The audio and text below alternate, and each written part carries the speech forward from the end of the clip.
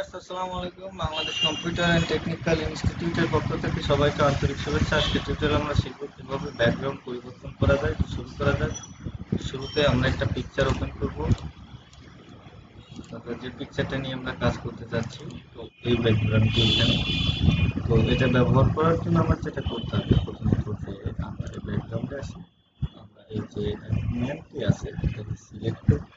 তো layer open করি, এটার একটা কপি আমি বের করলাম। কপি বের করার পর আমি যেটা করব সেটা হচ্ছে যে ম্যানটাকে সিলেক্ট করব। কুইক সিলেকশন টুলের মাধ্যমে আমরা সিলেক্ট করব। এখান থেকে সুন্দর করে এটাকে সম্পূর্ণ সিলেক্ট করে নিই। জুম করব, চুলের যে জায়গাগুলো আছে এগুলোকে আমরা এইভাবে মোটামুটি সিলেক্ট করে নিই। সুন্দরভাবে সিলেক্ট করে নিলাম। কম বেশি হলে আপনি আলট্রা হোল্ড বা শিফট হোল্ড করে কাজটি করে নিতে পারবেন। সাইজ ছোট বড় করে নেন।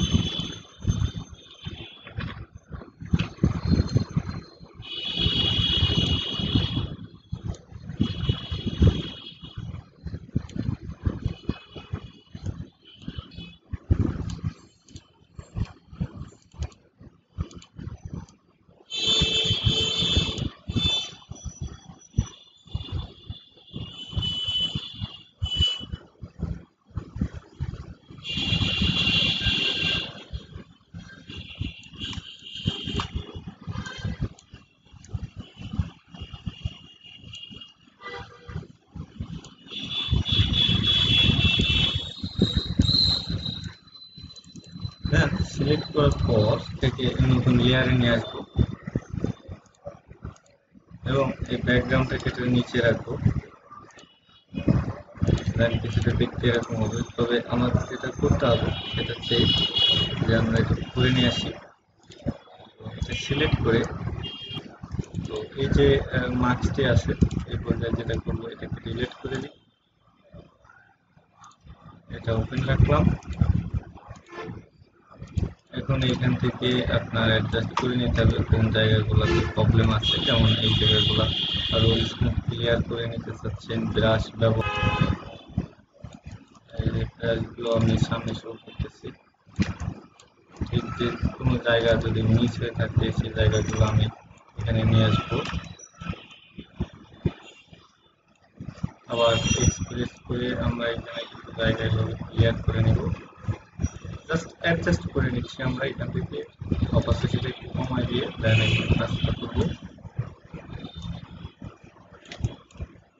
ঠিক যে যে জায়গাগুলো মিস হয়েছে সেই জায়গাগুলো আমরা ফন্টে নিয়ে আসবো।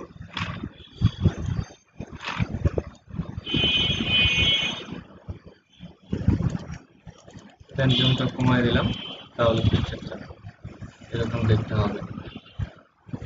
তো আপনি চাইলে এই পিকচারের একটু কাজ করে, যেমন এই যে ব্যাকগ্রাউন্ড যেটা আছে কন্ট্রোল ইউ দিয়ে এটাকে একটু ব্যালেন্স করে নিই আমরা।